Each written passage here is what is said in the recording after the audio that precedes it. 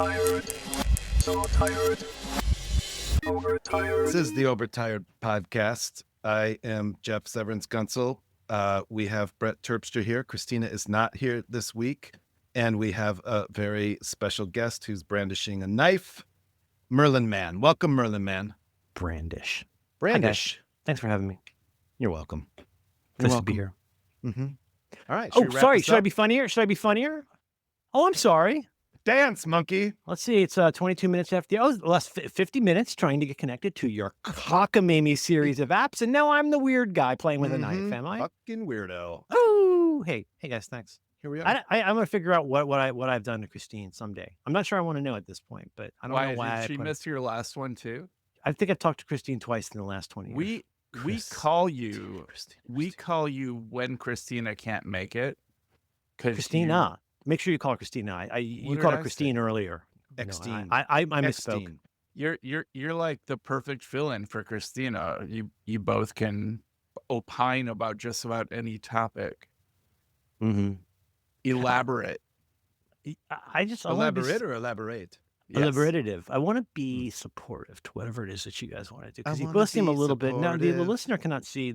Oh, by the way, I can see you guys and myself on video, which I did not know at 10:06 this morning. Yeah. I want to be supportive because you guys both look like you're physically and emotionally falling apart. Since I got on this call great. with your cockamamie app, did you know there's a separate cockamamie app you could also use instead of Chrome or Vivaldi? I saw Then it that wouldn't let when me. I It said logged in today. Oh, because I got the Sparkle update on that, and that had an error. So I went back to Vivaldi. Steven, I know you'll listen, and you're going to hear me bitching about the goddamn app. Hey, guys. Have you ever listened to the Max Richter recomposed of the Four Seasons? Yeah, it's Do you really like it? pretty. Yeah, it's I really do. pretty. I do. I like It's it a really lot. pretty. I think it's really pretty, and I like the way that it hints at elements that you'll even if you don't know if you don't think you're familiar with the Four Seasons, or you might be a little familiar with the Four Seasons, like you've heard it having brunch when you used to have money, that kind of thing. The way that it just kind of weaves in and out, I think it's really pretty. I think he's a very interesting person. He is very interesting. We were watching The Leftovers, which is a big rewatch for my wife and me, and a first time for my lackadaisical teen.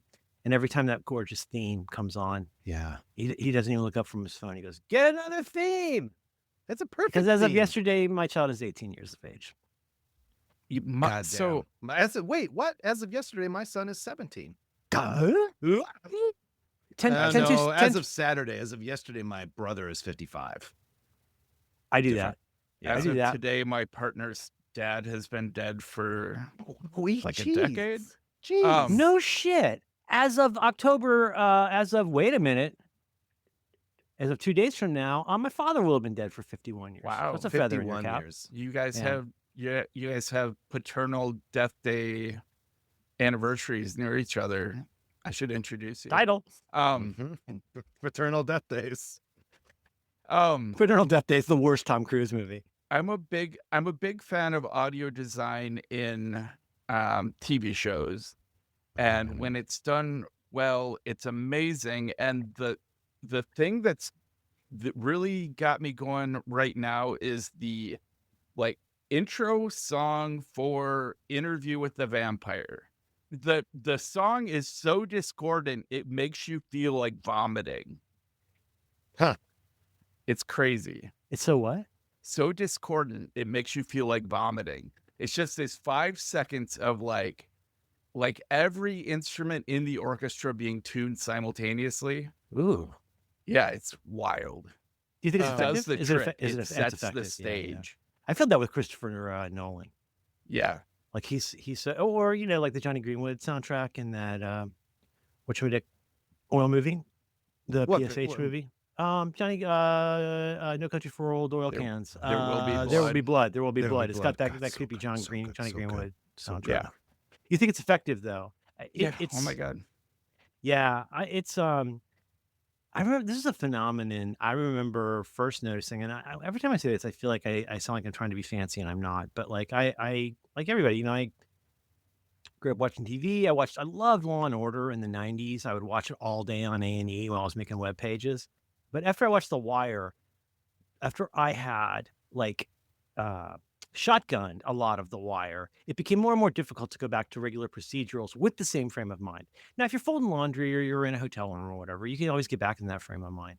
But for me, that's like Taskmaster and Survivor right now, where I watch so much Taskmaster that Survivor, where the challenges have been getting less important over time and it's really more about the drama. But you know how it is? You know what I'm talking about, though? You get into something and then other stuff starts to feel like kind of a pale comparison. Well, Deadwood Sure. and other westerns, with a couple of exceptions. Deadwood's pretty special, especially those first 3 episodes. Did you guys see unbelievable. Wayward? No, is it good? It's so good. That one made all other shows pale for me for the 3 days it took us to binge it. Netflix, I feel like it's been. Oh wait, is it with Toni Collette? No, who's It's in it? May. It's May. What's her name from the Handsome podcast? What's their name? Oh, Mae Martin, Yeah, who was Yeah, also on playing- Taskmaster. playing. They Trans God, man. Yeah. I think I knew of Mae Martin when they were less commonly known as they, and now my wife keeps correcting me. Yes, I could not get with that. I could not get with the dialogue. There's a lot of, as you know, Bob, but my wife loved it. I loved it. Well, as It- you I thought it know, was we're in a great. relationship, and this is the house that we're going to be in. What about complimentary shows? Right now, my wife and I are watching Slow Pairings? Horses and The Diplomat at the same time, which is Oh a great man, that pairing. Hal is a stinker. Hal is What are we going to do amazing. with Hal? Brett, do you watch a lot of TV? I do. Yeah. I do. I really Hal's a enjoy stinker. TV. I love But- that show. Did But you know now, the English? Are you watching the current season? Because Yeah, you of meet course I am. Todd. Todd Is that is the first man in The Diplomat. Sorry, I love Todd, and when he bleeds on the oysters, it really wasn't that big amazing. of a Brett, deal. you should watch. The Anyway, hey Diplomat. everybody, it's Overtired, and Christina is not Should- here. Should we do it? Should we do a quick check-in? We don't have to spend a whole episode on it. It tends to bleed over either way. Look at maybe Hitler mustache out of my do pen. Don't do it. Don't Isn't do that it. funny? Um, This is my last I think it was, territorial Michael demand. Jordan did that for a minute. to that end, I will just say I've been up since 2 a.m. And this is what your head sounds like. I have added time tracking and plug-in architecture to my NA project and You're set not up applicable project. next action project. Oh, And have also spun up a server to handle payment processing for Mark III, all in the last 48 hours. is and Mark most of III that in the last super 12 recent? hours. Is it super recent? It's not because- out yet. Okay. It's coming. It's that coming in recent. the next couple weeks. The beta will be out. Well, maybe this week. Ask me why I know. I'll tell Why you be- why. Because why? I wanted to go do something with Mark and I couldn't figure it out. And I was trying to change something and then I was searching around and then I did a search and I searched on Marked and then I saw Mark III and I went there and I kept clicking on stuff and it didn't go I know. anywhere. I put that. I did that I- same thing. I put Also, you that. still can't hide style sheets you don't want to see. I put that website up. You just remove them. It's in preferences. Amblin? Oh, Swiss? you can't remove the default. Oh, are style those sheet. style sheets? Did I get that wrong? They're styles. What if I wanted my numbered ones to go to the ones that I want instead of having to use the extra meta key? That Feedback. I will take that under advisement. I am Brett. I don't sleep. Meat move. I put that website up as a placeholder while They gobble it up fast, don't they? And I put no index on it, and it still Oh, got picked shit, up by all really? the search engines. Oh, that's such a bummer. Oh, that so- sucks. So I Oh my either God. I can just take it down, but it's so close. No, it to looks being pretty. I'm out. looking forward to it. It Sign does. me up, I'm man. I'm excited. ready. I'm excited. Is setup okay? Am I okay Yeah. to use setup? Oh yeah. I'm going to say this in a way that I normally don't because I actually really usually don't care. You're a grown man. You can decide what programs you want to be in. I'm not harming developers by you. Am I harming? No. I mean, Ooh, Brett am I- has a great take on this. Okay. I asked him Half my- early on. Half my income comes from setup, and it's sustained, repeatable income that like I didn't have to put out a subscription-based app. Is it based on seats? Is it based on number of installations? It's based on usage. It's based on how Like, it's open. Even, right? Every time you open the app, the developer gets a little bit. And then for apps like say default folder X that are always running, Mhm. it has different Okay. Cool. calculations. Okay, so I don't have to feel for bad that. about using that. No. Okay. No, I I just think- opened. I I think just opened setup's Marked. great. Did you get a little cha-ching sound in there? He has a bespoke separate Stream Deck. It just lets him know when he made 6 cents. Do you guys It's see called the the, new it's called the Stream Spotify plugin. See the new Stream Deck software? No, sir. It's Stream Deck last- software where you can't quit it you can't get it out of the forward-facing app without quitting the whole fucking app. That app. Yeah. They Okay, just no, I released- haven't. They just released an 800 megabyte update that adds Whoa. a whole bunch of stuff, including a virtual Stream Deck. And you can now apply single, double, and long press taps to every button on your Stream Deck. Really? Oh Yeah. my You gosh. didn't- like no matter how old your Stream Deck. I'm on 703 checking I'll for plug updates. mine back in. All right. Well, I'm gonna check that out. Thank you, Brett. I'm gonna write that down. And You have that's my it for my gratitude. check-in. Good night, everybody. Thank you. Thank you. Your check-in has been up since 2. And getting shit done. Oh, I should mention, I found a new doctor that is a specialist in POTS and EDS and dysautonomia and In Winona. yeah. Lives in La Crosse, practices in La Crosse, but comes to Winona like on Thursdays. That's Wisconsin, and- Merlin. La Crosse is Wisconsin. Post organizational tit syndrome. Yes. They used to call it that. La Crosse is What's known POTS? as the drunkest city in the U.S. But POTS is postural ortho something tachycardia syndrome. But Is it like a purely POTS doctor?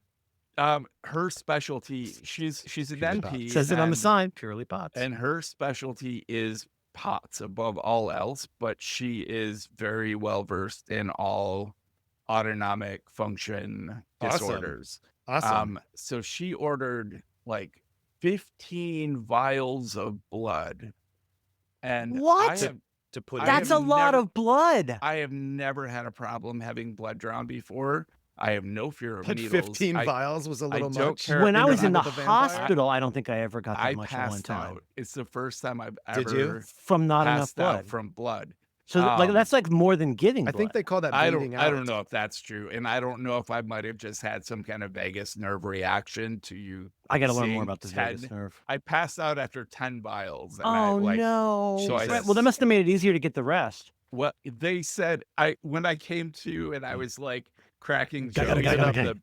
with the people there. They're like, "Oh, we can just, take the 10 vials we have and spread them out across 15." I'm like, "What? That's Why just didn't basic you just do science. that to Why do you begin do it with 3? Yeah. But they also had me do a You tilt sure you went to table regular test. science doctor school? A what table test? A tilt table test.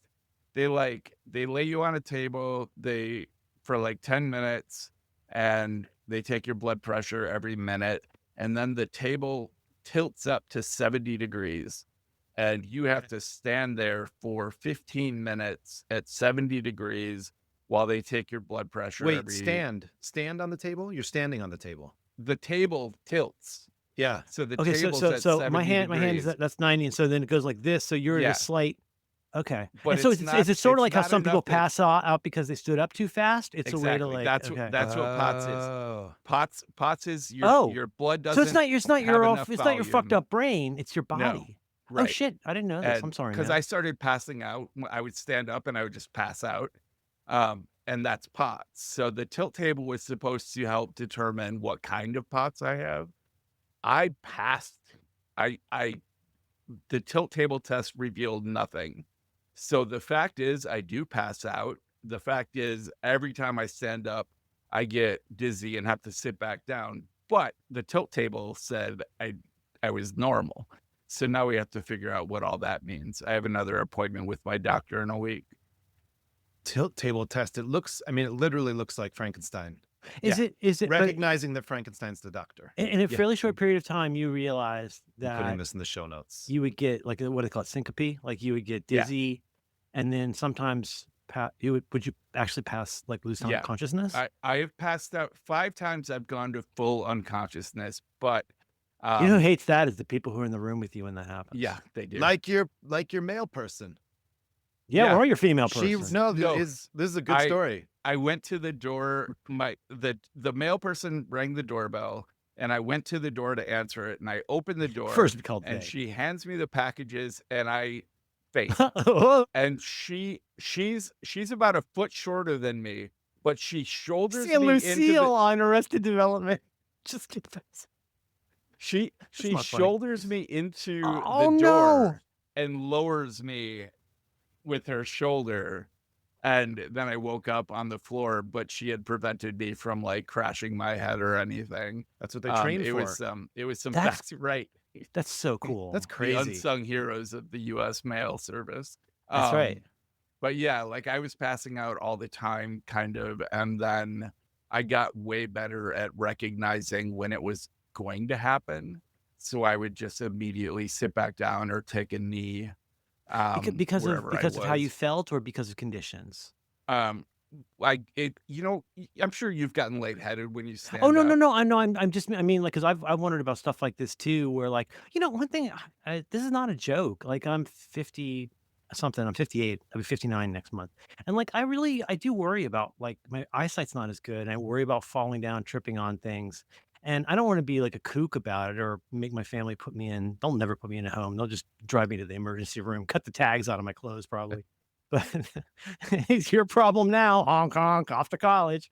But no, I worry about that stuff too. So I guess I just mean, like, because, like, the thing is, when you go out, it happens so fast. Do you get tunnel vision first? Yeah. Okay. But it I hate happens that fast. feeling. I hate that feeling so much. I go from hate like it. woozy to tunnel Yeah, vision yeah. to passed out in about 6 seconds. Well, Like- the way I would put that is, what's happened to me. That has happened to me a few times, mostly when I've had way too much weed. But you go from everything's fine to this is weird to a woman is screaming in your face that should I call 911? Is the way Yeah. that it feels, which is, Yeah. it feels like the same way that it's not very fair to blame me for snoring if I'm asleep and I don't know I'm so doing. I didn't I know I was going never- to pass out. I never pass out for more than a few seconds, but when I come to, I can. I've had control- entire dreams. ah. Like in Oh. those few seconds. Like I don't know if my brain like backfills subconscious thoughts or what, but I'll come to and I'll feel like I just had a good dream. And I'll be like, how long was I out? Was that like half an hour? I feel like, no, you literally just fell down and then woke up. Wow. Oh. eh. When I I wonder, was, I wonder if that's what it's like to die. Wouldn't it when be I was amazing if it was that 18 easy? when I was Be so 18, I cool. stood up too fast. I passed out and I woke up in a ball saying the name Michael Jackson. Huh. How much? How many drugs were involved with that? Zero. one? I didn't. I barely. It's very had drugs popular, in my Brett. life. He was on the That's what radio I all the thought. time. Always on the radio. Always on the radio. Yeah. Oh, Michael Jackson, totally. And then I had MTV. He was on that.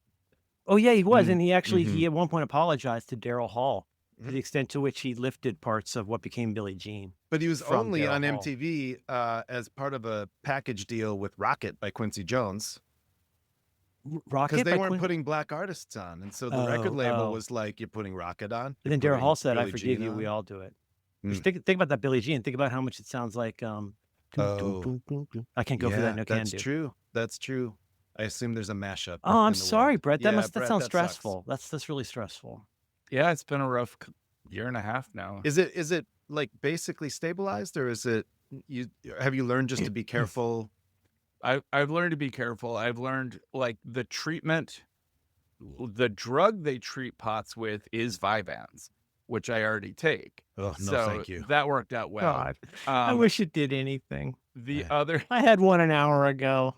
I'm still The, barely think. the other treatment is to drink 2 to 3 liters of water with 5 grams of salt a day. So I how do much that. is 5 grams of salt?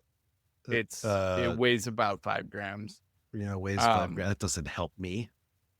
You know those liquid IVs, I those mean, little packets of powder. oh yeah. Those are 500 milligrams. Got So it. Okay, it's- thank you. That's It's all I needed. 10. This is the 10 of beauty of those in metric. a It's because day. they're all kind of the same thing. Mhm. Well, so the weights and the volumes. It makes a lot Mhm. more sense. I use I'm into ele- it. I'm just not going to learn it.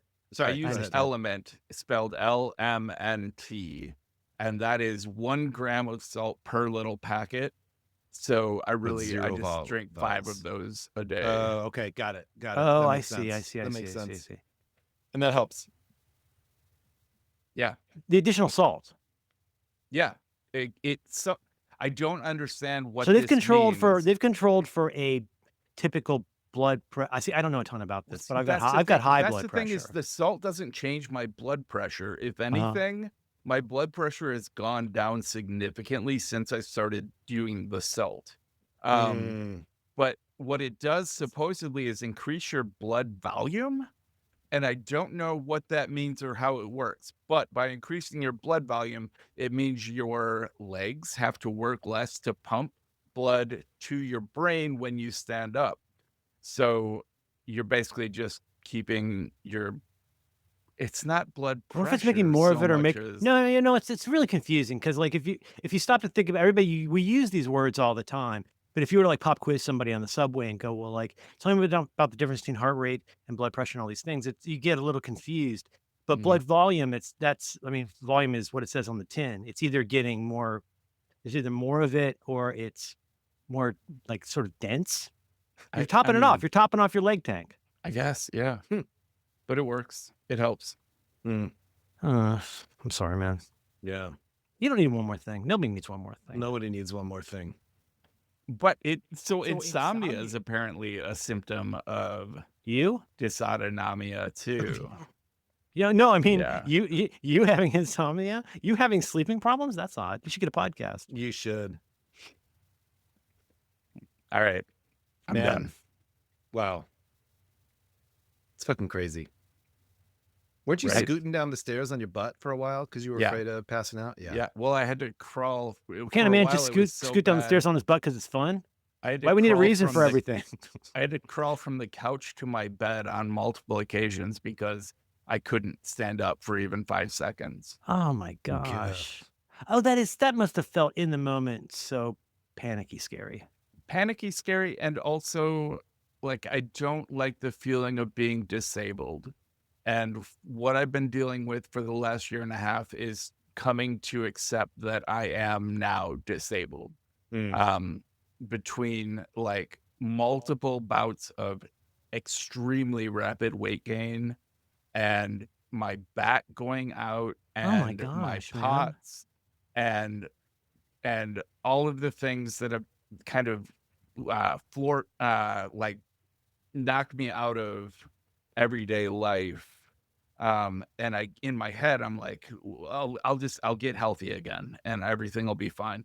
And I'm coming to realize that's a young man's conjecture. Yeah. Really, it really, no, I mean, it's super duper is.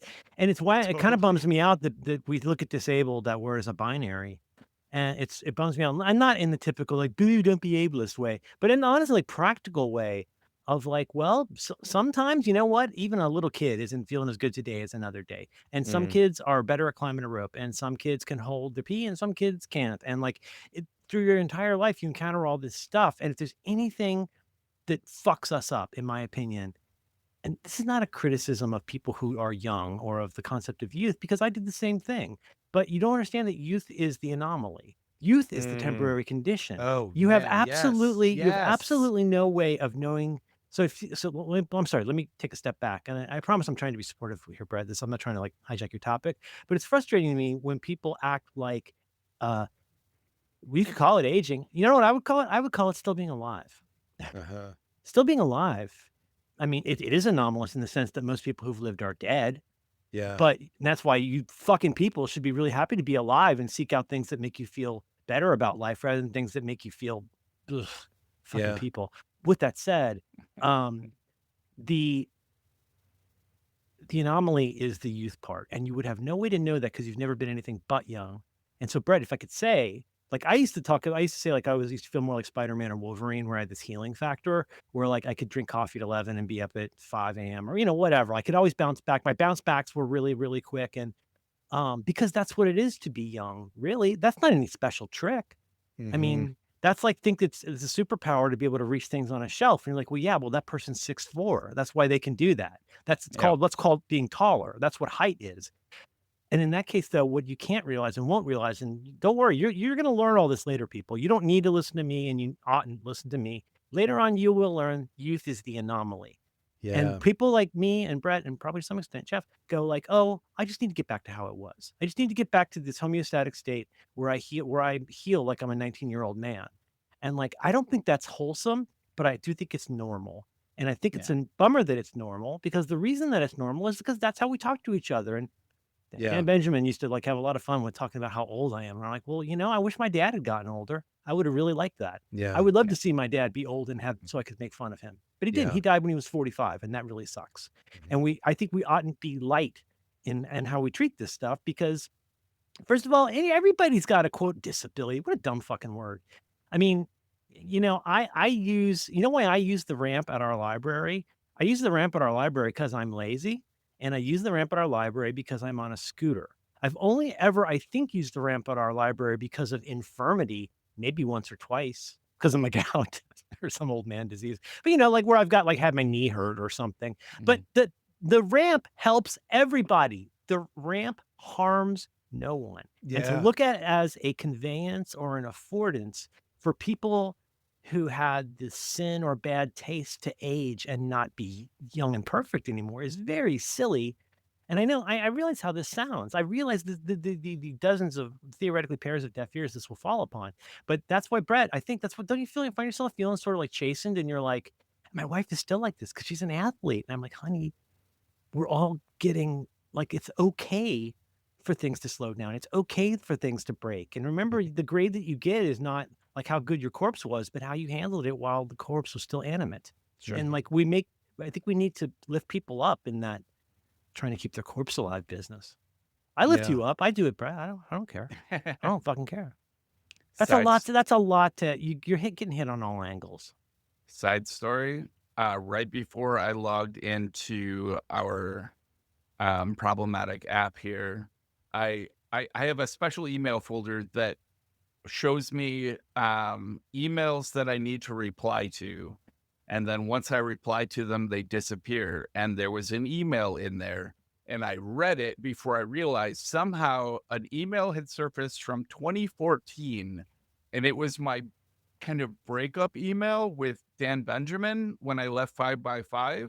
Oh, wow. And it was quite a jolt to be back in that kind of, isn't it? It's so weird to get parachuted moment. But also the other thing with old emails, because I run into this looking for old photos or old emails all the time, where I'll be like, oh, there's still little context.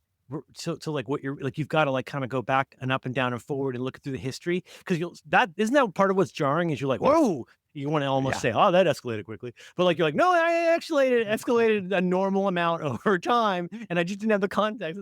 You should have warned me I was going to see this again. Also, Brett, fight, flight, freeze. There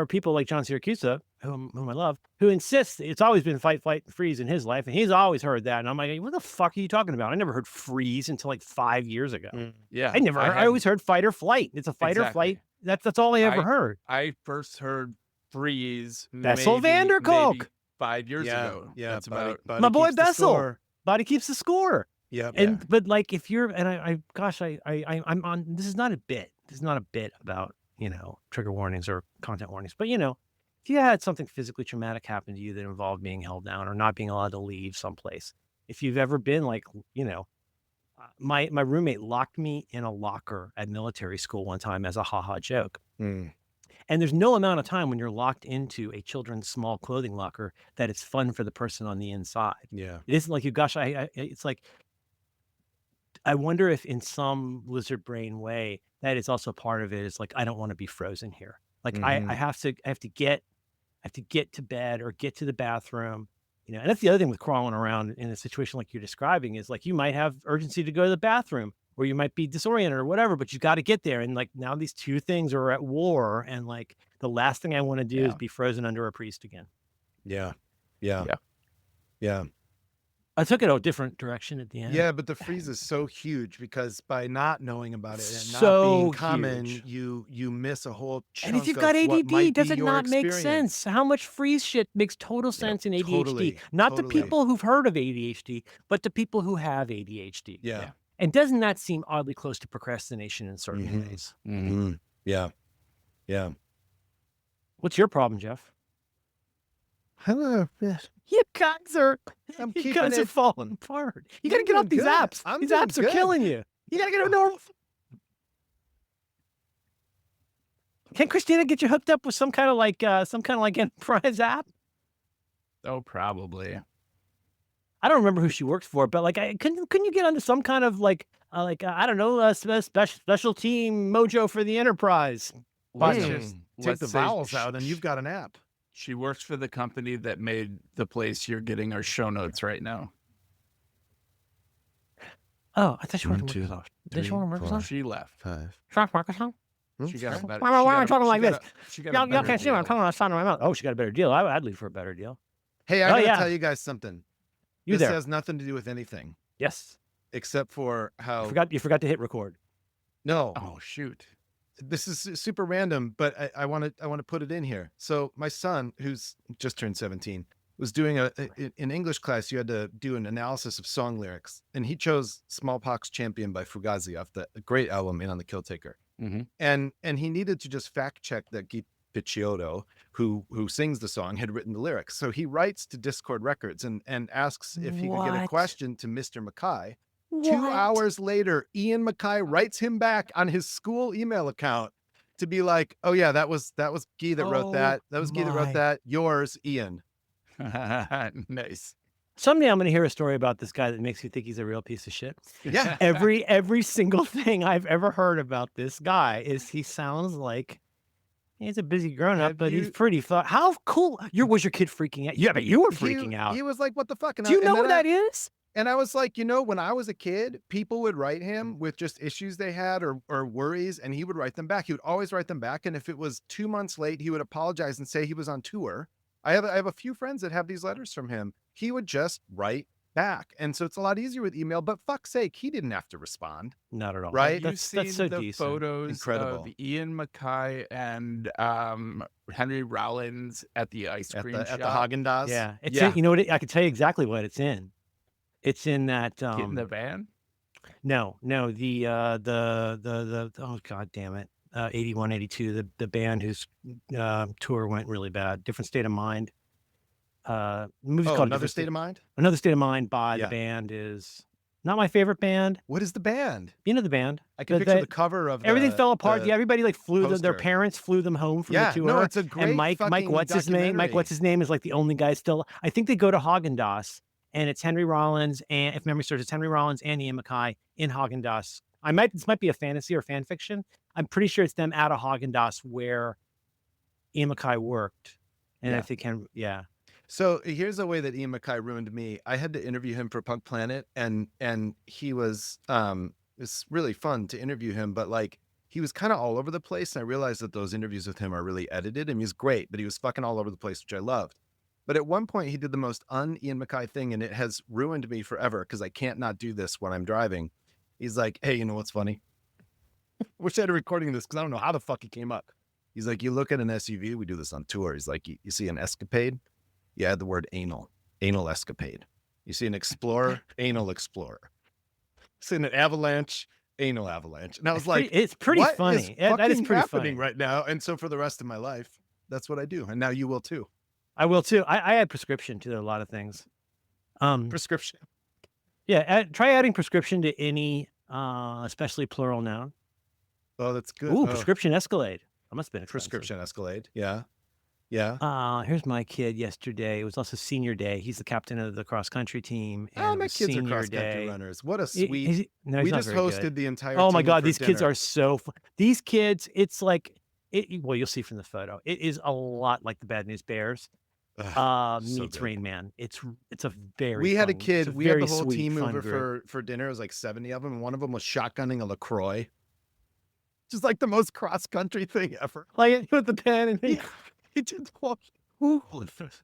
LaCroix, by the way, the flattest of the fizzy ones. Truly. All right, I'm looking at this image. Oh, sweet. Look, they made these They Might Be Giant style masks. Yes. Isn't that cute? Oh I my was in God. track in high school, but they made us train with Billy. the cross country team. Uh-huh. And I 100% did not sign up to run cross country. I don't No. understand how people You got to go do up hills that. a little bit in those. Now Yeah. and again. Oh man. Oh, here's them singing him happy birthday. Okay, anyway. Another state everybody. of mind. You know what? You get through all this stuff. You get through it or you die. Social know? distortion. Social D. A band I God do damn not it. like, but I what don't a care great for them. It's not documentary. my thing, but I get it. There's a lot of those early 80s bands where I get why people love them. People like Brett, Totally. but like they I've weren't my kind of thing. always wanted to like Social Distortion, just Yeah. never got there. Yeah, Yeah. there's Of course, it's I you used know to mix Social Distortion up with Bad Religion. Performative plaid pants. That's I how I think like of Social Distortion. Triple P. I like yeah, to me that's a lot of that well, I'm not gonna say because Brett will get mad. A lot of that Why would I Bad get Religion? mad? because you Why? like that ska bullshit. Oh man, Um, you guys have all toured. You're gonna miss Do you- you're missing my English beat beginning. I Let me take like the specials. I'm not like a big ska I like guy English in beat. general. Oh, I know, I Yeah. know. Well, and what's the one with the guy who died? That used to be, is that the one that used to be Operation Ivy? What's the one No. with the guy who died? We're 50 and 58. The one with the guy who died. The one with the guy who died. That guy, the singing guy. Rancid? Rancid? No. What are they God, called? Do it again. Y'all get No one, close. no one from Rancid has died. Are you talking about the Mighty Mighty Boss Tones? No. That voice you just did. No, they do. It's been. Just The kidding. Bare Naked I'm- Ladies? Yeah, weird 90s music. It's been Now the addition that hours. the addition that the wonderful comedian Chris Fleming has made to that is he adds a very slight consonant Y sound to the beginning, and try doing that song, but do it with just a little bit of a Y. What song? It's been 7 hours. because no, it's been 1 week since you looked at it's, Oh, it's this like one. Okay. when you do it's been. But anyway, you should check that out. You should check out that show Hit Parade, and the emo one is really, really good. And also, you know what? That guy, he also makes a playlist for the Trash Theory guy also on YouTube. Trash Highly Theory, yeah. recommended. I like it when people make playlists of their stuff. That makes me really So, happy. Jeff, in your Present. was that Prince or was it I was Sinead going. O'Connor? Oh, I was it's going. been It's been 7 right. Were you, I was doing Sinead. Okay. I know Prince wrote it, but I was doing Oh, Sinead. that's good. He did a really good recording. of that Yeah, he song. did. He was good at what he did. I just heard his somebody on the internet just posted. I'd never heard. Have you ever heard him do a short but lovely version of "A Case of You" by Joni Mitchell? No. From the same show where he premiered Purple Rain. Ooh, that 83. sounds nice. It's really pretty. It's really That sounds really pretty. nice. I Huh. love. It's like power pop. Jason Faulkner, formerly of Jellyfish and other things, and Brendan Benson. He Jellyfish. Jesus Christ. I yeah, haven't thought of yeah. that. Oh, come on, Spilt Milk. That's a great album. Yeah, that was good. But anyhow, he Huh. he does a wonderful power pop version of Both Sides Now by Joni Mitchell that Jeff will specifically find for show notes. Well, hold on. Because I don't know how to hold on. I don't know how to Was log into Jellyfish- your app. Was Jellyfish one of the bands with the guy at a funny hat? And Yeah, he okay. was in before Spilt Milk. That's Spilt Milk Okay. is my jam. And the drummer stood up. And the drummer stood up like low. Like Like the Violent Low. Femmes. Shh. Lowe's playing. I've been shushed at so many Low shows. I walked out of the only low show I went to, and I love that band. There's no way to be any quieter. Why are you sitting on the floor? This is not Romper Room. It's a rock show. Stand up. Those sticks are mallets. Quiet. Low Love was that really band. big when I was I in love them. I college. love Love that that Curtain band. Meets the Stage. It's a great Ah, band, but Jesus God. Christ, people, Yeah. stand up. Yep. This episode of Overtired is brought to you by Shopify. Let me ask you a question. Have you ever been dreaming about owning your own business, one that you can call your own? Because in addition to having something to sell, well, you're going to need other stuff. You're going to need a website, a payment system, probably need a logo, maybe a way to advertise to new customers. I'm just here to tell you, it can be so overwhelming and confusing, but that's what we're here to talk about today. Shopify. If you want to learn more about Shopify right now, you can go to shopify.com/overtired. But you probably already know them. And even if you don't know them, I can pretty much promise you that you're using them. I use Shopify all the time, and sometimes I don't know it. Bet on them and myself. Shopify is the commerce platform behind millions of businesses around the world. 10% of all, get this is crazy. 10% of all e-commerce in the US, from household names like Mattel and Gymshark, which is definitely a company, to brands just getting started. So you get started with your own design studio. Hundreds of ready-to-use templates that Shopify helps you. They build a beautiful online store to match your brand stock. Because here's the thing. You're in that business because you want to, or business, as I like to say, like Seth Bullock says. I'm in this hardware business. Oh. If you're in a hardware business, down, you got to pay the rent elsewhere and shit every morning. And the thing is, you're there to sell stuff. You're not there to be good at this other stuff. If you were good at this other stuff, you'd have a different job. And if you lived here, you'd already be home. So what do? You accelerate your content creation because Shopify is packed with helpful AI tools that write product descriptions, page headlines, and they can even enhance your product photography. Because remember, if you're a photographer, you'd already be a photographer. You can get the word out. It's like you have your own very own marketing team all behind you. You can easily create email and social media campaigns wherever your customers are scrolling or strolling. Best yet, Shopify is your commerce expert with world-class expertise in everything from managing inventory to international shipping to processing returns and beyond. So if you're ready to sell, you're ready for Shopify. Turn those dreams into cha-ching and give them the best shot at success with Shopify. So here's what I want you to do right now. This is called the call to action. Listen carefully. This is a call to all my past actions. Here's what I want you to do right now. You sign up. $1. You get into $1. Do you know how little? That's hardly any money at all. Sign up for your $1 per month trial and start selling today at Shopify.com/overtired. I'm going to say that again. Please listen carefully. You can find this on your home computer set. You go to Shopify.com/overtired. Say it thrice, and it's almost like praying. Shopify.com/overtired. There's nothing worse in this world than an American man in his second year of college. Oh, Or a woman majoring psychology. What was your question, Brett? hold I on. was My just- son is in his second year of college, and he just had me order green body paint because he's going to be. Let's say his name is Jimmy. He's not a psychology major, is he? No, he's good. computer science. But let's say his name is Jimmy. I said, "What are you doing this for?" He's like, "Because I'm going to be Green Jimmy for Halloween." I said, "That's pretty fucking funny. That's pretty fucking funny." What's Green Jimmy? Nothing. It's just him, but green. Ah, We're that's pretending good. his name is Jimmy. See, I used to do that. I and it did was not never name fun. my kid I used to Jimmy. do like a minimal effort Halloween costumes. One time I came as everybody I went to high school with, and all I did was wear a Guns N' Roses shirt and make fake zits. It wasn't funny. It wasn't. I can funny at beat all. you. I did Robert De Niro one year, and all I did was put a little black dot where his small. Oh, was. that's sweet. Mm-hmm. You could also be, a beauty mark. I'm fine. I'm fine. We're What was a just beauty about done mark, not here, a right? mole, Look how don't wasn't these it? kids look little? Did you see that What Billy got a happens shirt? in the Did you see second Billy got year a of shirt with his name college? on the back? Did you see that? The second year of college. Okay, one thing at a time, you guys.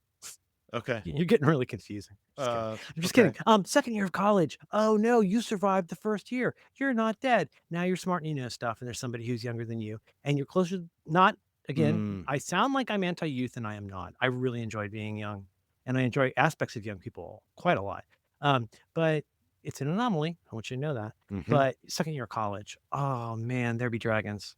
Because Do it's you not just think me. I people think are it's a less lot of people. dangerous as seniors then? Like, does something mellow them out by the time they're in their fourth Well, year of one part of college? expertise.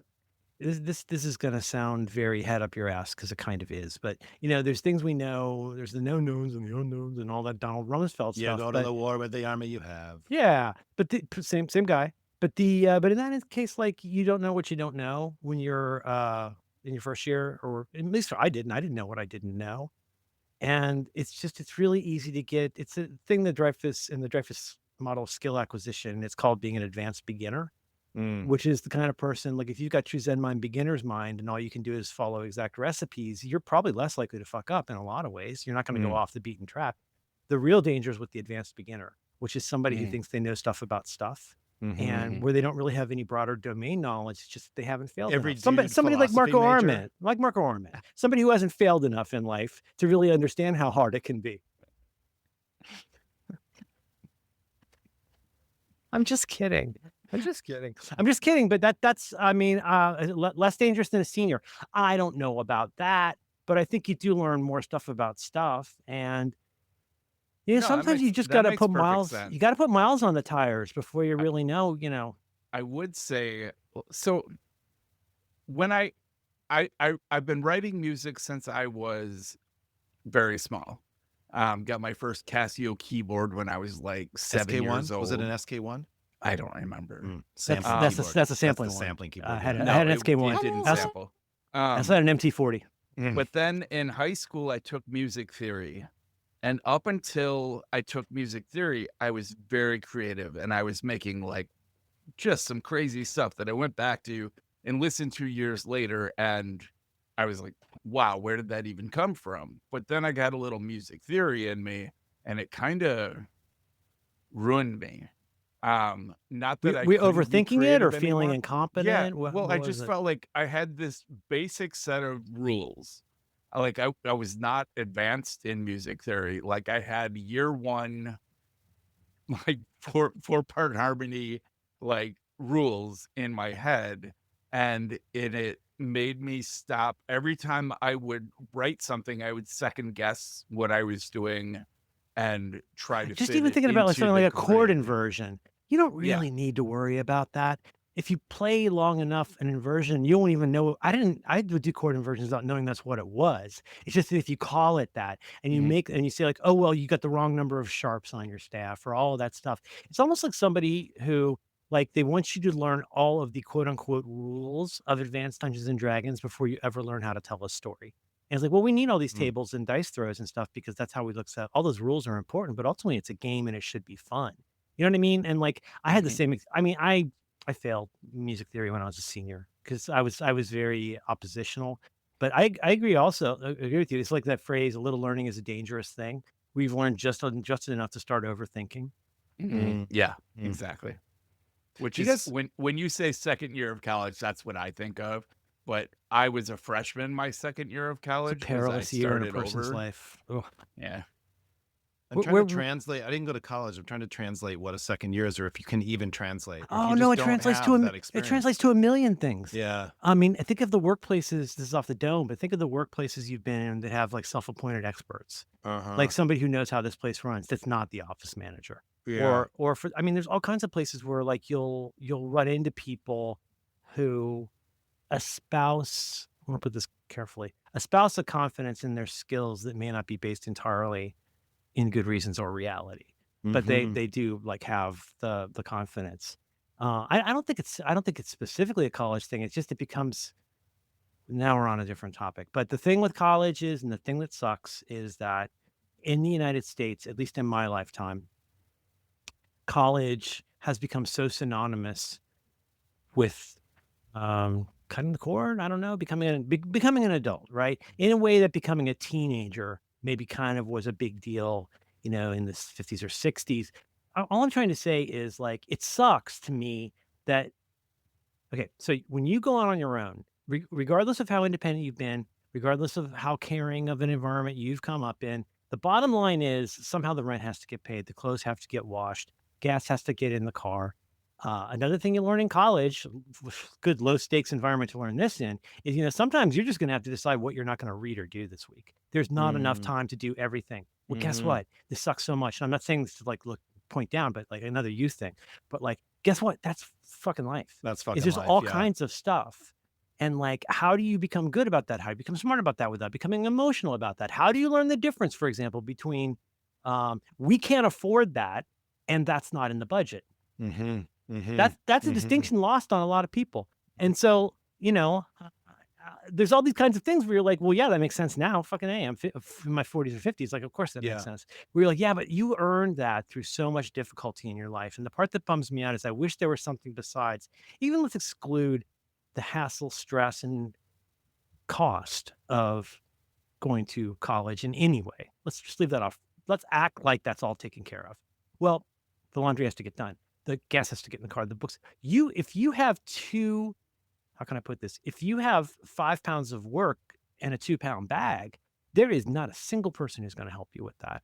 And Mm-hmm. and if you haven't figured out you've got 5 pounds of work that needs to, however you like to think of that, Yeah. you could just think of it as time. You could maybe it's easier to think of it as time. If you have 3 1-hour tasks and 1 hour left, something's going to have to happen. You could choose to shave a little off all of those. You could completely skip 2 of them. I can't tell you, and right now you can't tell you because you Mhm. haven't done it enough. Mhm. This is why I think it's good for kids to fail in low stakes environments. I think it's good for adults to fail in low stakes environments. I think it's good for everybody to fail in low stakes environments. And be able to know when it's a low stakes environment. I feel like that's its own Everything, if you're life me, skill. everything feels like a high stakes environment. Yeah, exactly. But I know that this is just something again in that document, which I'm always happy if you would want to link to it. Oh, yeah, I'll put Was it the in. thing is that you you ought to let yourself and others fail in a low stakes environment because, and this is the money shot. Success need not always be costly or deadly. Mhm. And we get so used to failure, fail. Mhm. It's like it's zero or one.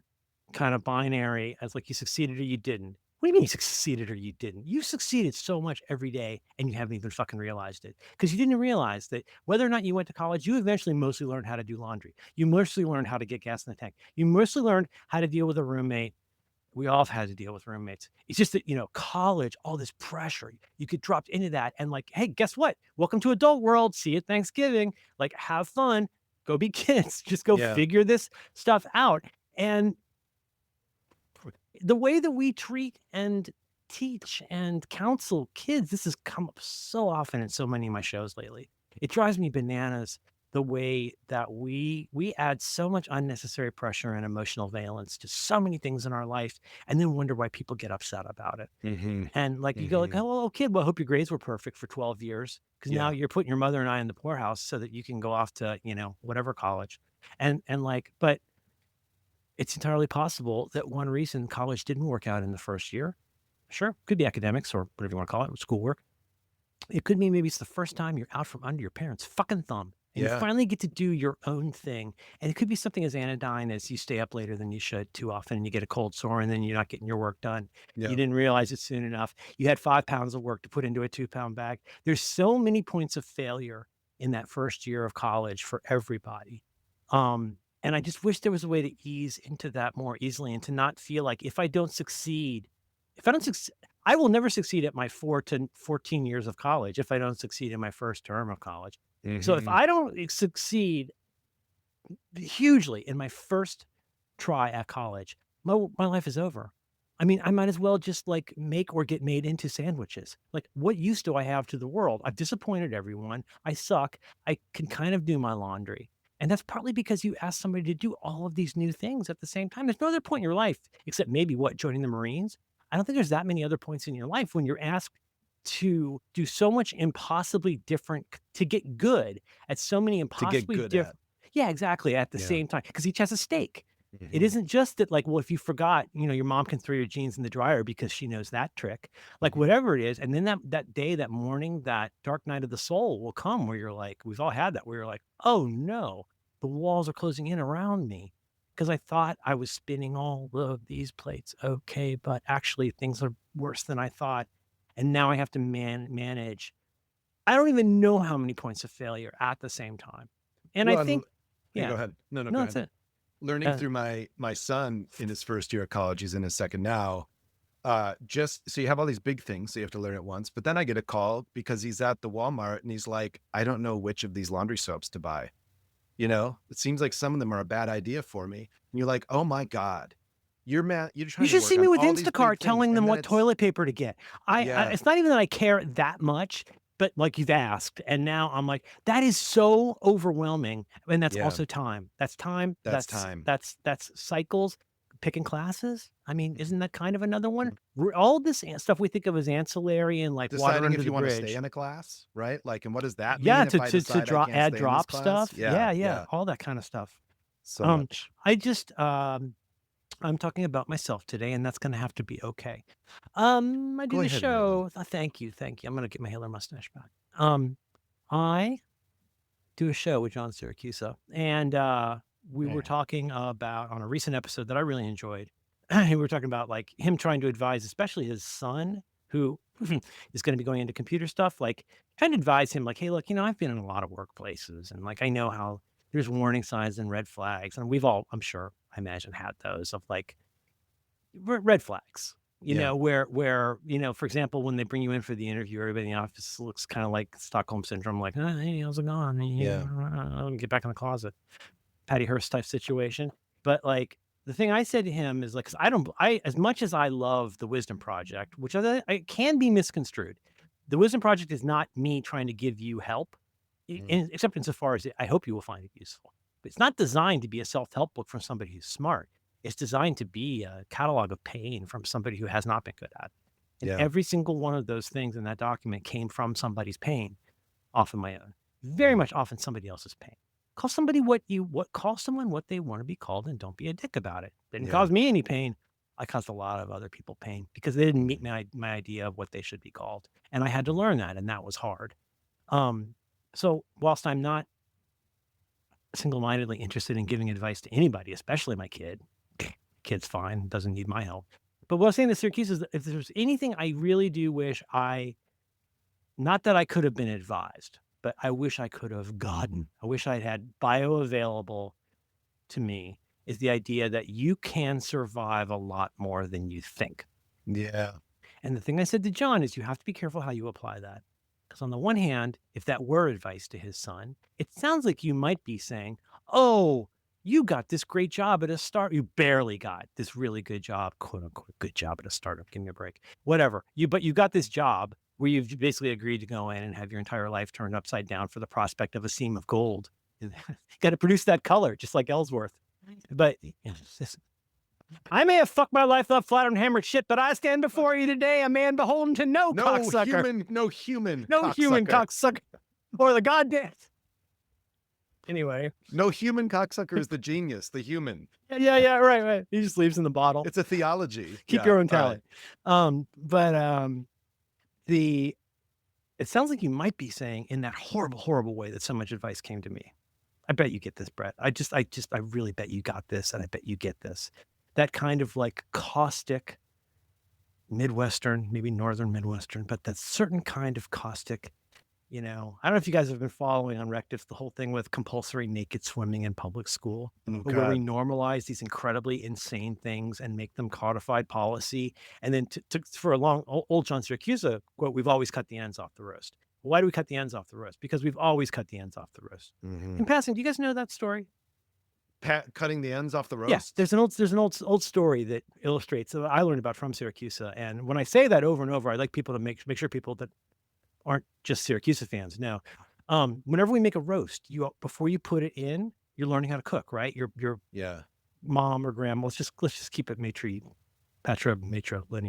Your mom goes, "Oh, we're going to teach you how to make a roast. You get the pot out, you cut the ends off, you put it in, you season it. Like, why do we cut the ends off the roast? My mom, it's part of the preparation. Yeah.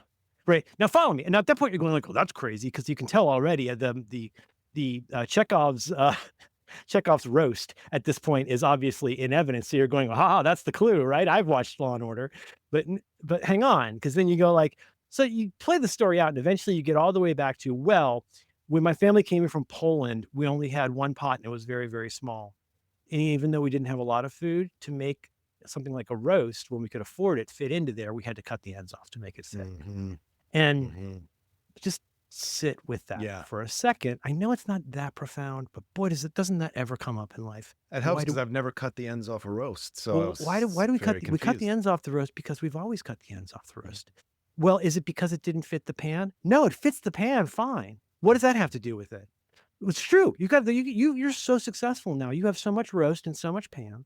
You have so much going on. You could put roast in pans all day. You never even had to find out why you used to have to cut the ends off the roast, but it became received wisdom and you kept passing it along. And that's the same kind of Midwestern horseshit advice that used to get passed along to me with this feeling of you're going to do this or you're going to go to hell. You're going to do this or you're going to gravely disappoint grandma. You're going to do this or comes fraught with all of this. I accidentally quoted one of my all-time favorite Back to Work titles, and I thought I was making up a new expectational debt. You arrive in the world. First of all, you got original sin. That's on you. That before you were born with original sin. That's Brett, on you. That's you. I'm looking at you, original sin. You probably never ran into this. Anyway. Brett definitely ran into this. But what could be greater than original sin in terms of you fucked up? You never asked to be born, but you were born. But you're part of the species that killed Jesus. So you begin with red on your ledger, and we're going to leverage that, things like that, for as long as we can control you. And finally, last thing from the doc there: be careful of people who try to motivate you with fear, because a lot of the people who try to motivate you with fear, that's all that they've got. And they know it. It's just you haven't figured it out yet. You have not yet figured out that all they have is motivating you by fear. Sure. Well, and in a lot of cases, it's all they've known. It's all they've known. They've always cut the ends off the roast. Right. Yeah. It's weird. And it's weirder than weird right now because my kid does well in school. And I mean, nobody in our house gets mail anymore except my kid. And it's just so weird to me to like I was so unattractive to colleges. I was attracted to the Marines because of my PS or ASVAB. I did extraordinarily well on the ASVAB. Not What's the very well. ASVAB? Armed Services Vocational Aptitude Battery. Ah, got it. Okay. And the Marines were coming out to the house in government cars to like pick me up and take me in to like watch movies and drink coffee. Like, Wow. please join the Marines. Wow. And I was really thinking about it for a while because I didn't have anything else. But very desirable. But right now it's crazier than ever. It's been crazy for so long. And Jeff, you must get this to some extent, like where you're like, oh my goodness, it is really quite awfully expensive to go to college. And Yeah. let's even assume it's paid for, which it ain't. Yeah. I mean, I'm It's not, insane. I'm certainly not that alarmed AI guy, but at the same time, like, I don't know if I would undertake maybe not CS. I don't know if I would do like a computer programming major right now. Yeah. There's a My lot of son- stuff my I don't know if son's I would looking do. at bailing on that. Just For in 40, part- for what? For 40, 50, 60, in part 80, 'cause 80 he's a- grand a year. But he's Talk a about debt. humanities kid too, and he's recognized that quickly. He's like, I love programming. That doesn't mean I need to be a CS kid. Sorry, last thing, and then we'll do whatever you want. You'd be surprised what you can survive because Yeah. you bounce. And the thing Right. is, if you're me, I can't speak for you, BT, but like I thought everything was a catastrophe. I thought everything that went wrong. I thought every eviction. I thought every empty tank of gas. I thought every late bill. I could feel in my bones. I can say this to you guys. I now know because of trauma. I Yeah. could feel it in my bones. It just gives me shivers right now to think about the senses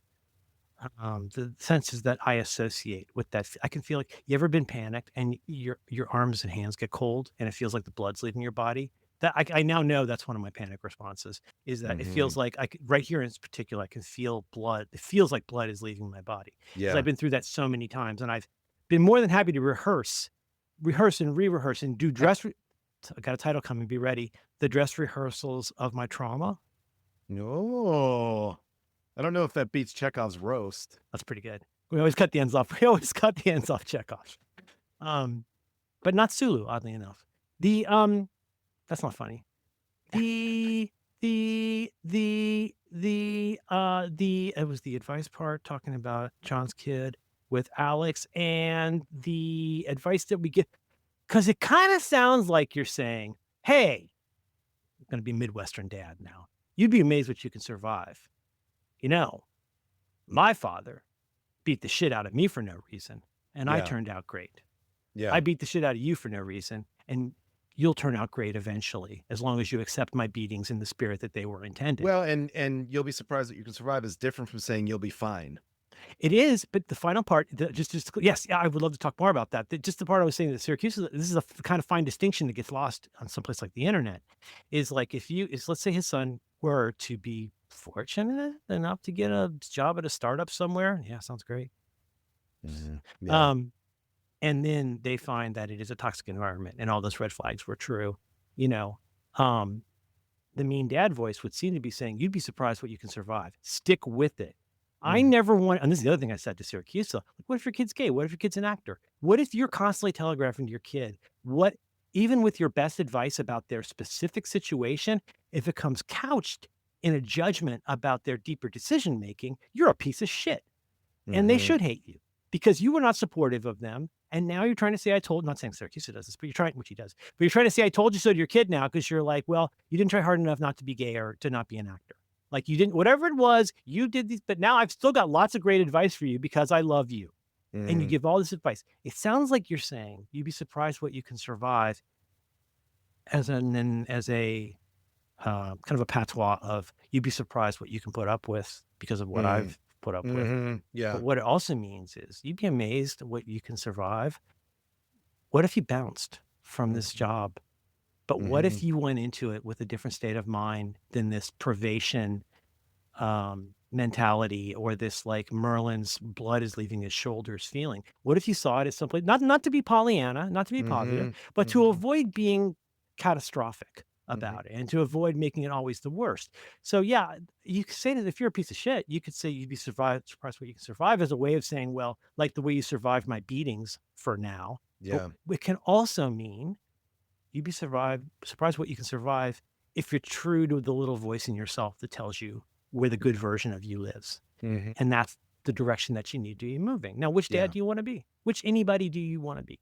Do you want to be the one who's constantly reminding them of the mistakes they made to disappoint you? Or do you want to be the kind of person who lifts them up to say, whatever the fuck you're becoming could not make me any happier, and I want to put all of my wood behind that arrow? Mm-hmm. Mm-hmm. Yeah. How old were you when your dad died, Merlin? 7. Almost 8, yeah. Uh-huh. Yeah. Yeah, Halloween, around Halloween. Woo, spooky. Wow. Yeah. Yeah, so I don't know, man.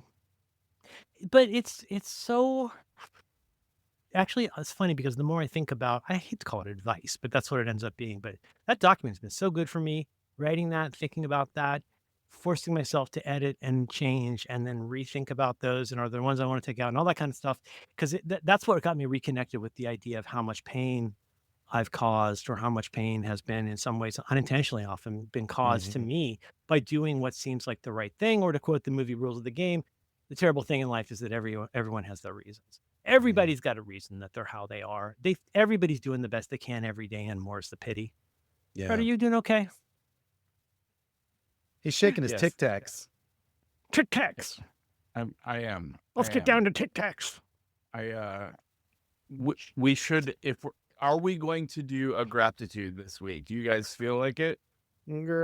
Aptitude. I got nowhere to be. I got to pick up some medicine, and then I've got to record with Syracuse tonight. Okay, hold on. With guitar. You were talking about guitar. Have either of you watched the YouTube series by Matt Sweeney called Guitar Moves? No. Holy shit. Do you know who Matt Sweeney is? I know He's that name. He Was was in in Sunset that Valley? band Chavez. You remember No. that band Chavez? Oh, Chavez. That's But it. Okay. but since then, he's a session guy who's done everything from Cat Stevens to Iggy Pop to Bonnie Prince Billy. I mean, it's just, he's unbelievable. He's a total sweetheart. He's a super fan in the best way. And he does these. Oh, I like that. He likes the music that he likes. He likes this 15-minute, roughly 15, 20-minute edited videos with guitar players where he talks, he has his guitar and they have their guitar and they show him things. He's done like James Williamson from the Stooges. He's done Ace Frehley, which is a really great one, a really like sweet one. I played the Trout. He did Josh Homme.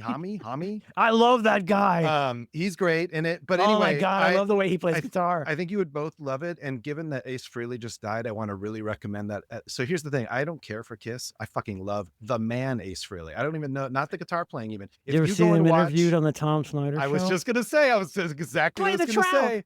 If you go watch the Tom Snyder interview with Kiss, all of them except Gene Simmons are so delightful. Peter and Space Ace are over here in one world, completely high on shake weed. That's Ace Frehley in every interview Paul in and Gene that look like era. this. And Gene Actually, women are very attracted to us. Yeah, I play the Trout. Let Gene watch you. Highly recommended. I'll put a link to the Tom Snyder show, but that caused me to watch a whole bunch of interviews with Ace Frehley. And he doesn't laugh. I don't know what he's is he as wacky as he seemed? He doesn't seem he drank a lot, right? It was mainly drinking. A lot. Real big problem. Yeah. Anyway, watch Guitar I like Moves. New York Groove. I think that's one of the best tracks on all of the Kiss solo albums. So I went and listened to the first Kiss album, which I've never listened to all the way through, because I decided I love Ace Frehley, and then I was like, I don't need Kiss, I guess, but I appreciate it. I appreciate the weird, no, that's not almost Strutter. New York Dollsiness of which one's the first one? What's on there? Is it Black Diamond? Black Diamond's on it. Yep. Yeah. Is it Dressed to Kill? Which I only, I only knew that. Is it Dressed to Kill? I think it's Dressed to Kill. Did I get that right? And I remember it's black and white. I am not here for Kiss trivia. That's the point. I'm sorry. But I fucking love Ace Frehley as a person, even though he's clearly a very difficult person. That is the joke is because Tom Snyder mispronounces the instrument that Gene Simmons plays. Yeah, he says bass. So you play the bass. Yeah, here you play the bass. And then Space Ace, and I only remember this because this was a running joke in Bacon Ray for 5 years. And then occasionally Mike Coleman would just say over the microphone, I play the Trout. Also recommend any Tom Snyder interview, but especially his last show, which is just wonderful. Lovely. But his interviews with the Plasmatics, with Iggy Pop with that one really changed me in certain ways. But Iggy Pop says, Iggy, you're bleeding. You just played. Why are you bleeding? Because I'm on your show, Tom. That's what he says. Wendy O. Williams, great Tom Snyder. Detroit Rock City, they call it. Wow, that was there was a commonality. Huh. Where's Wendy? Where's Plasmatics? Where's Wendy Williams? Are they from New York? She's from Milwaukee, I think. The Plasmatics, I think. Or no, they had Sounds just right. played. They had just played in Milwaukee when she did the interview. I'm looking. Yeah, there was a riot in Milwaukee at their show. I think is the point. Hold on, I'm looking it up. I remember she had electrical tape over her boobies. Yeah, electrical tape over her nipples. Yep. Nipples. Nipples. Nipples. She's Brett say nipples. Brett say nipples funny. Nipples. Nipple. That came out Nipples. very, very German sounding. Did you know this? Here's a life hack. I nipples. Nipples. Have everyone seen my nipples? Mine nipples. Before you name any animal, you should yell it out of the back. Any vegetable. You should All right, name go it ahead, sorry. off. You should yell the name of your prospective animal name off the back of the porch of your trailer and see how it sounds and how you feel about it. I would feel good about yelling nipples. You should not name your animal anything you wouldn't want to yell. That's great. Same for your kid. This is why you shouldn't name your kid Daenerys. Oh, that's a problem. Okay, so she was born in Webster, New York, and let's see, famous for partial nudity, exploding equipment, firing a shotgun, and chainsawing guitar. She's like Gibby Haynes before Gibby Haynes.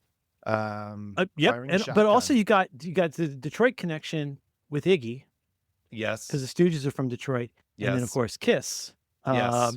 had on the album Destroyer, I believe. Real quick before we're done with her, Detroit, she Rock traveled City. she traveled to Florida and Europe, landing various jobs as a lifeguard, a stripper, and a macrobiotic cook. Hello. all She's at the same best. time? She's the best. Your time starts now. She's the best. Anyway, Do you guys watch Taskmaster? You don't, do you? No. I've watched a couple episodes because of you. You Yeah, sent it me takes a couple. it takes some Yeah. getting used to. No, I need to get back. No, I no, do enjoy no, it. no. I have a really good starter list on YouTube that I Okay. update. No. Here's the thing. I'm fucking great at playlists. It's my oils. I love playlists. But I It's mentioned your it oils. because Wait, what does that mean? like how you paint. Oh yeah, got it. But got it. Yeah. I update It's them your also. canvas Like you I have a do. very good one of very good live performances that I keep updated. And the one that I baby the most right now is my Taskmaster starter list, which is 6 or 7 episodes where if you don't know where to begin with Taskmaster, pick any of these. And as with all my playlists, feel free to skip around. Like I won't be mad. Like if you go to the one that's like just thousands of songs that are in the order they were on the album, you don't have to listen to all of those. If you don't like Husker Du, you can skip around, but you probably should like Husker Du. Mm-hmm. I will never Mhm. forget you. I will never forget. I will. Okay, then go I will watch. never. I will never forget you. No, thank you. It's a new. I will day never. I will never. rising. I will Now that never. I know that. I will never. I will never forget you. You know, Bob Mould. You think you've made it to the top if people know your name? You're Writes still for the same. WWE. You know, the Bob Yeah, he Mould used to. writes- He used to write. I yeah, heard he used to yeah, write stories Okay, for. great live performances. Just please go check Iggy Pop doing the song 5'1" on Tom Snyder. Can I please read the first lines Yes. of 5'1"? I'm only 5'1". I got a pain in my neck. I'm looking up in the city. What the hell? What the heck? That's pretty good. I mean, goddamn Bob Dylan. Can you guys drop some links for, say, this Taskmaster playlist Yeah. and this interview? And because I'm losing track. I'll I'm do No, the no. kiss. I would too love to do that. tired. Can I also ask a favor? An in-band favor.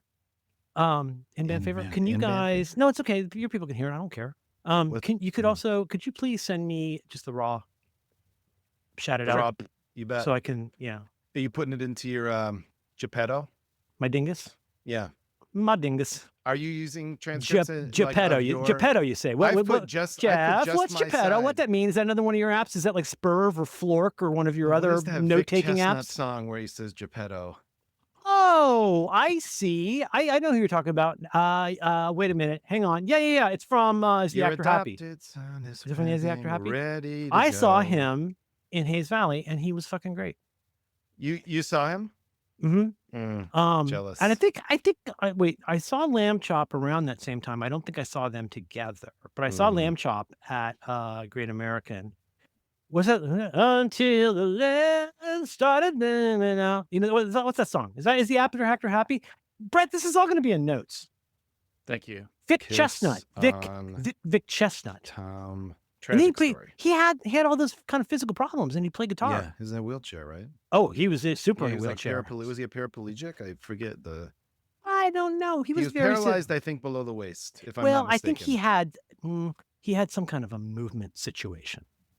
Okay. which is my new dance move that great. it is not catching. My diagnosis is you have a movement The movement situation. situation. I have a movement We situation. need to get you on the negative 70 degrees tilt table till you're facing forward. Animals would be raised and slowed. Guitar Are we in moves, danger of having a YouTube. mineshaft gap? Mineshaft gap? I watched House of Dynamite. It made me think a lot. Don't watch House of Dynamite. It's not good. I have other TV shows that I'd be happy to suggest. I'm currently suffering through a blight of B plus TV. B plus TV. Too much B plus TV. Hmm. Yeah. There's a lot of good stuff out there though. Guitar moves. And I got a lot of music. like, Very excited about music and apps. You What's- people love apps. Fucking love music. I have stopped listening to audiobooks momentarily, and I just fall asleep listening, not watching Bob's Burgers every Oh. night. We walked out of my kid's trip. My kid has a terrible cold. My kid has a terrible cold. My kid is captain of the cross country, had Billy's birthday, 18th birthday yesterday, and Billy's senior day, where they say, I sent you guys photos of when you say goodbye to the seniors on the team. He had all of that happen yesterday. We were walking back to the car to go home. And you know how this is in life. You can't unhear this, but we're just walking to the car, and my 17-year-old son goes, "Oh my God."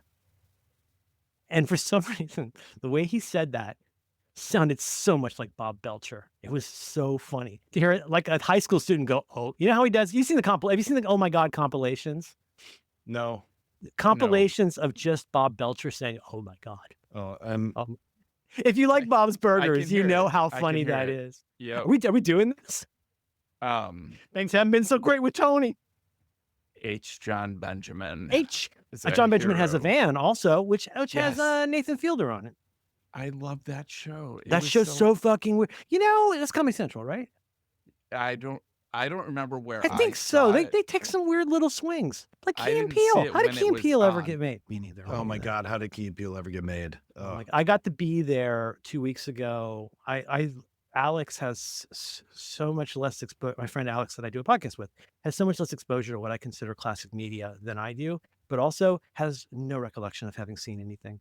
And really, it's like having a beloved family member who, like, say, for example, likes the Marx Brothers or thinks they like the Marx Brothers, but doesn't remember anything they've done. Or Chris Fleming, for that matter. When or I get out, the will show. I be able to play piano? I had the we could I have couldn't bacon before. and eggs if we had eggs. No. You can leave in a minute. ADHD and complex trauma has destroyed my memory. Like, and I can remember that I like something. If someone says, "Hey, have you seen?" I can be like, "Yeah, I love that movie," but I don't remember the movie. Yeah. It happens to me all the time.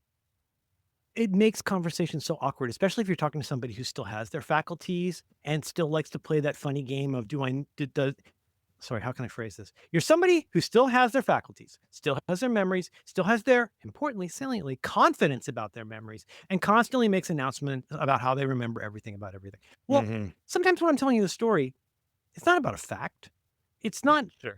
Sometimes it's about a vibe. And an example of this from a couple years ago that has come up more than once.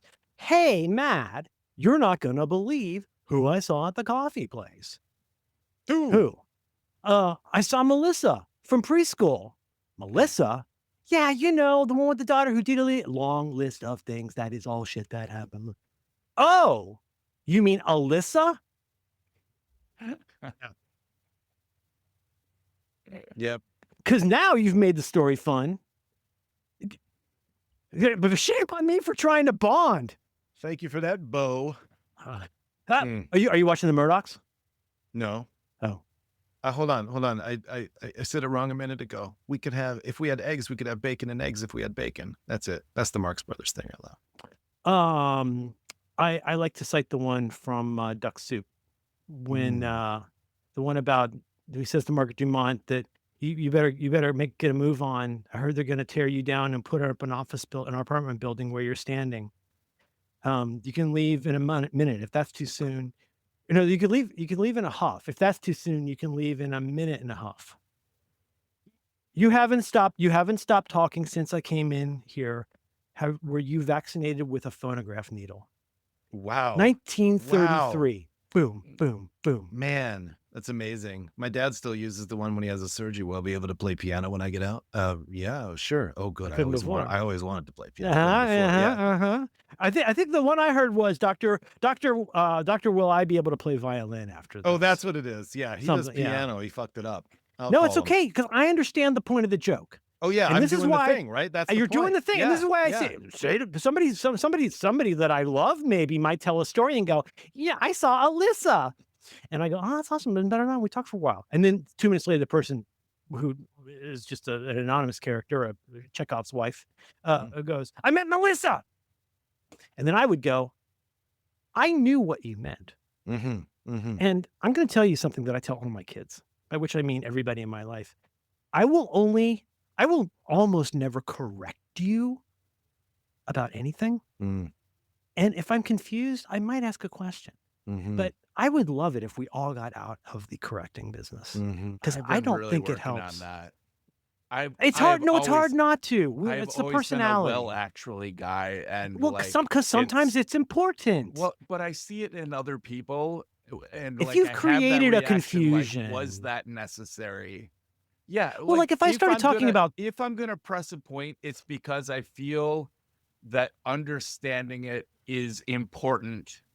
That the clarity is important to understanding it, and like in those moments, I can justify saying, "Do you mean this or do you mean that?" But Yes, people can take that the wrong way. They can take that as a criticism, like the I question. will itself. very rarely. I think I could be wrong. I could be very wrong, and frankly, I don't care. But I really feel in my bones that I am not a correcting guy. I'm also not an "I told you so" guy. I've really worked on that. It does not help anybody. I'm not a correcting guy. If I have questions, if I was confused about what you said, like I think I have a pretty good idea what you're saying. What you're describing though, and I think what we're describing though is like if I started going off, like I don't know much about sports, but if I went off on the jag about the San Antonio Spurs and started talking about this one player that I'm very interested that plays there, and I talked about this for 5 minutes, not really knowing what I'm talking about, and then at some point somebody realizes, is there any chance that you were actually talking about the Oklahoma City Thunder? And I would go, oh, that might be it. That is a totally cromulent. I think That's you mean. interesting because what I was just thinking, I do a ton of interviewing for my work now and when I was a journalist, and I don't tend to correct people when I have a feeling what they're saying is wrong. I will, after the interview, look at it and think, I wonder if they meant this, and then write them. But that's one because language is a virus. Ooh, like it's Because vernacular. it's an energy killer too, right? Like you just injected something into the conversation that ruins the flow and the trust as well. I totally agree. But then there are, so like, I mean, over here on this other end though, of course, just because I'm how I am, there are the usage things that I think butt right up against, that's not what you think it means. Like, I know when you say, I don't like when people say dumb things pretentiously or pretentious things in a dumb way. And this is like the proverbial X. Could be. That's an example. Well, I'll give you some examples, and these are dumb guy problems. Because if you're a dumb guy, you have learned ways to mask being a dumb guy by saying things that you decided sound smart. Yeah. And you've heard people say something a bunch of times, and you know, I'm not saying this is a catastrophe. It's going to end civilization. We've got plenty of other candidates for that, but like words do mean things. And one of the ways the communication, and it isn't that it can never change. I understand that when I say out of pocket, that means somebody who's unavailable. When anybody under my age says out of pocket, it means they were acting all crazy. And I know that. And when I talk to somebody, I can know that. No, out of pocket used to mean they can't be contacted. I'm with you. Yeah. Yeah. Well, now I know that. And so how do I avoid that? Well, I cut the fucking Gordian knot by not saying out of pocket to people who I think might take it in a different way.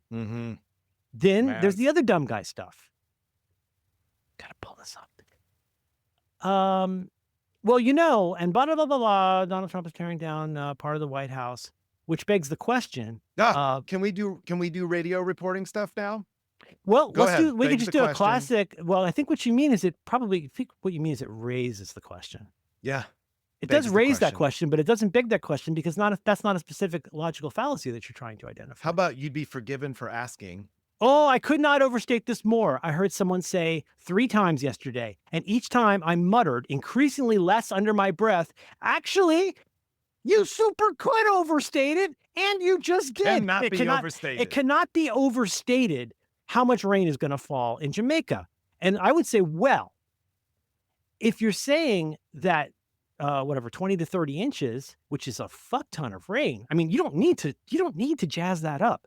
30 inches of rain in a day and is crazy. They started saying 3 feet today, I think. When I heard feet. They said 3 feet. Yeah, I heard that yesterday as well. Okay. But no. But just the idea of like, I cannot, you can overstate it. Just don't overstate the fact of it. What the part that you're overstating is the inessential part, which is how strongly you feel about making a big deal about it. I'm going to pull up my usage. While you do that, I'm going to tell you one of my proudest moments as a father. Please. So my kids have had to hear me rant forever about when a radio journalist says, but some disagree. And my son, who works for his student newspaper, wrote on their April Fool's Day story, this long story that was hilarious. And the last fucking words were, but some disagree. And it was beautiful. And I thought, that is the funniest thing. It was satire. He was doing it for me. It was an anonymous byline. It was a little love letter. Do you realize how lucky you are to have that? Isn't that sweet? You're going to appreciate that. Oh my God, I appreciate it now. I felt like a hug. All right, where's your usage guide? Let's hear it. I'm screwing up our whole our app intense. Yeah, we're gonna skip that. We're gonna find. I had such a good one for you. Maybe in the after show. I have a game changer that involves my action button and drafts. Well, you might as well say it. Maybe I should do my usage. But do your usage, then let's do it. I mean, no. Now, see, like the problem is, yeah, you play the trout. What's better? Should I send it to you in the Cockamamie app or in the text messages thread? Cockamamie app better? Do a text. I don't care. Okay, I think that's you guys. This is on GitHub. This is just called Usage I Dislike. This is called Usage I Dislike. AKA an epicenter of wordsmithing for the enterprise. Here, I'm just going to do these rapid fire. Okay. Don't say this if you really mean this. Because you can say signage. Signage has a meaning. Oh, signage. But don't say signage if you just mean a sign. Yeah. Don't say enterprise if you mean big company. Yeah. Not everybody's an entrepreneur. Yeah. Some people just own a company. Epicenter. Like artisanal really just kind of means fancy. Epicenter, guys. Wordsmith, learnings, price point. Oh, you mean the price? Oh, the price point. I love this list. Tell me in 2 sentences how a price point is different than a price in a way that is salient to how anybody would use that term. Learnings. Give me a break. Okay, hold on. You have words, discount, convergence. What is a discount conversion? What do you mean when you say that? Because you take a part of speech and adapt it to be a different part of speech in a way that weakens rather than strengthens the usefulness of the word. Got it. Is that anything you've ever experienced? Yes. I know that was a big ask, but as one of the hopefuls, as somebody who could oust the person who pens any of this stuff, I just wanted to detail you on some of the ways that creatives are working on that spend. It's a big ask. For anybody not looking at the list, which is probably most of you right now, Merlin is working. If it sounded like you had NPR on, that's because you did. It is a random sentence generator for a public radio news story. I'm 25. I'm 25 and used to have a blog. Now I write for something, I guess. Well, that hopeful's been ousted. And that's why we penned this and why I'm detailing all the creatives on the spend. Rushed to the hospital. Mm-hmm. Yeah, unlike the stuff when we amble. Double down. Double down has got to end. It's got to end. Yeah, no, penultimate. Like, do you understand? Penultimate is such a good dumb guy word because they think it means even more ultimate. Even more. Yeah, it's a great one. Okay, and then here, and this is not addressed to anybody. I'm just going to put this out there. If you're ever wondering in usage, in grammar, here's a really good trick. Sometimes it's difficult to know once you use the objective or subjective term of different pronouns or verbs.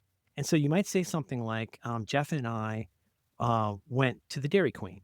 And you say, is it Jeff and I or Jeff and me? Mm-hmm. Well, here's the trick. Take out Jeff. Mm-hmm. And so, walk me through that, Brett. How does that work? How does that sound when you do that? If you in your mind, you're thinking, am I getting this right? So how do you do it? Yeah. So if it was Jeff and I went to the ice cream shop, you would just take out Jeff and say, I went to the ice cream shop. Does it make sense if it's just one of those? You wouldn't say me went to the ice cream shop. It gets a little weird with certain conjugations, especially with she and I are in love. You wouldn't say I are in love, but you also wouldn't say me are in love. So like in that case, it's I, but it's but like here's the thing is when you're a little kid, you think that and I sounds fancier. And so you would say, oh, because like things like the king and I. So you would say like, you might say something if you were using it when you should be using the objective, you're using a subjective. So you would say something like, they went to the Dairy Queen with Jeff and I. Did I get that right? Mm-hmm. No, I Yeah. didn't, No. because Yeah, it would Jeff be and I. Jeff Yeah. and me, because Right. they went with me. Do you know Okay, I'm what? just I do this almost every day the same way. You hold your fingers up to see which one is left. left and right. Oh, Yeah, oh, it's the all the time. same All the kind time. of trick. So here's the thing. Avoid, because people tend to prefer, if they want to sound smart, they want to sound not like a dumb guy, because you sound like a dumb guy who drinks from a jug if you always use the objective form. And you say, me want food. Jenna on 30 Rock. Mm-hmm. Me want, so you say, I want food, like a civilized person. Me want food. But like, if you want to sound fancy, you always go to the subjective form. So you say, vacation with Whitnell and I. But, there's almost never a need to say myself. Unless you are a rural Irish poet, you don't need to refer to yourself as myself. That's a classic. So I says to dumb- myself, says I. I said, oh my God, I got tied up with my own shoelaces tied to the radiator. Were you just doing Grandpa I from was Dairy doing Girls? column. I was doing column from Dairy Girls. Yeah. The best. It's- So I me, says to says I. myself, my wife and I say that nonstop. He just got tied to a radiator with his own shoelaces. It's just not as nice. Brett, this is a very, very, very funny comedy on Netflix called Dairy Girls. Oh, I've seen And it. it's okay. So Um, amazing. Watch it twice. The episode with the tests and the dog peeing and the Oh my Jesus God. crying. Oh my God. It's one of the funniest things I've ever seen. Ever fucking put on It's just television or it's anywhere. all the scenes that Oh my God. you guys can't see me, but when there's a scene where Peter thinks the priest thinks she's special, and she's trying to explain that to the mother superior, and like just that entire scene. And did you ever notice that what's her head? Who's the girl? Who's the girl I like? Who's the funny one? Yeah. Is this the one that's also in Bridgerton? She's- Like the she's always third no. season Oh, of I love her Bridgerton? too. Yeah, she's Royce. amazing. But what's her name? She's always eating something. Yeah. The weird girl is always eating. Yeah. She's always putting yeah. something in her mouth, and she's like, good point. Myself, that's so funny. Call him, and you know who's in that. You know who plays Grandpa in that? Just a little guy named Sir Barristan Selway. Who is? Mhm. Let me pull up call sheet. He's which would be hang my of the gratitude. head of the King's Guard in Oh, the early parts of Game of Thrones. Shit. And remember, he won't go all in for Joffrey, who sucks. Yeah. And Cersei yeah. gets him fired, and Oh then my he goes God. and he rescues Daenerys from the scorpion robot. That's Remember when the kid throws the scorpion crazy. robot, Yeah. and he goes and puts a dagger through it? Yeah. That's I Grandpa. didn't realize that was Grandpa. Yeah. Crazy. I love that actor. Oh my And God. I've just watched several things with a guy named a guy called, as they say, as John Syracuse says, Rory Cullen. Rory, rural juror. the rural the guy who plays twins on Our Flag Means Death. Oh, sorry, fucking Trowbridge. Fucking Trowbridge. That's he's Brett. so- That's the Diplomat, which you must watch. Trowbridge is unbelievable. Trowbridge is fucking great. That guy, Rory. I don't Rory. fucking know his name. He Nickel. also- Nickel. have you seen? This is unreleasable. I love this, but don't release this. Have Release the you shit out of it. seen? Have you seen? You could tell I'm getting really into it because I'm starting to do. Y'all can't see this, but I'm starting to do my Steven the Sondheim fingers. hand gestures. Yeah. It's like a solar model. When Steven Sondheim is instructing someone on how to sing, he does a lot of this kind of stuff. Nice. It's got that guy, and who's also does a lot of good Shakespeare stuff, and he's in a fantastic movie I want to recommend called Men, starring the great Jessie Buckley, Oh, and it's by that director I like. Wow, that's great. Don't say myself if you can work Myself. around it. Now, see, some of these, last thing, some of these are just, I would avoid these if you can. In the same way that I would avoid, if I want to say to the person who lives in my house, who's a young person, I don't like sometimes, I'm trying to get it past that. But if I want to say to Billy, I want to say, let's see, if you don't see me on Find My, because I'm in the tunnel, I would just say I'm in the tunnel. Yeah. I wouldn't say if you don't see me on Find My, it's because I'm out of pocket, because it sounds like I'm personally conducting a riot. Yeah. So I would just avoid that usage. Yeah. Because if there's, and this is why we like words, people, especially word people, is that if it's a more specific word that if it has the meaning that you want and the feel that you want, like the kind of thing where like Sue Perkins calls Alex Horn like a human shit stain or something. Like there's certain kinds that have so much power to it. Yeah. If gone missing, really? Has the person gone missing? Did they turn up missing? Is that a sentence that you're proud of? They're gone. This and person has missing. gone. Where did they go? They went missing. You could just say the person is missing. What I love about this is we've tipped over into fucking grandpa mode. Well, because Another words. one. God Yeah. damn it. Yeah, well, you like to I interview love 'em, people. though. You I like linked to in the interview show people. You notes. ever sit down with somebody or catch up with them? And when you do sit down or catch Well, up when with I them, come do they out of ever them, I share the learnings and leavings? Because you And should clean up the leavings. leavings before the next people get the and room. entrails. Brett. Good And God, so you say- guys are indefatigable. Oh, I don't think we say that anymore. We do Oh. not say that anymore. You know I what? love that word.